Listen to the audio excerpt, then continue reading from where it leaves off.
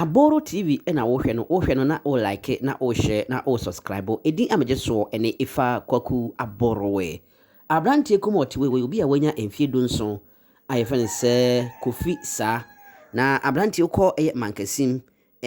Mfantseman Municipality no wo mfimfini mantema. Abrantie konfo agese wo wiewia manfo ne opapa. Ahimachi be na abrantie timi ko buwura obi shop na se fridge so kutimi kotutumu ne o nyina no na omoche na omoyi ni tin rough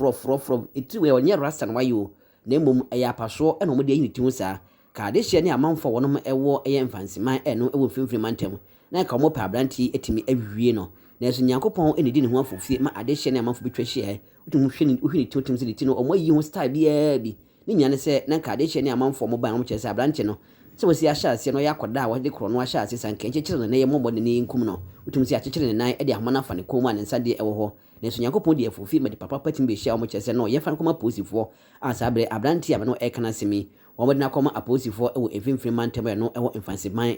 municipality no ewo mfimfini mantem asabre aposifo guso a wo mo ehwe ne ntie ne ye bedi bronya nti bronya bedi no bia ma nani enna ho sanse nkona ketwa o maso ya kro no mo bo ewo man gana wem no eyade a ano ede paati obi a ehwe ne ho yie.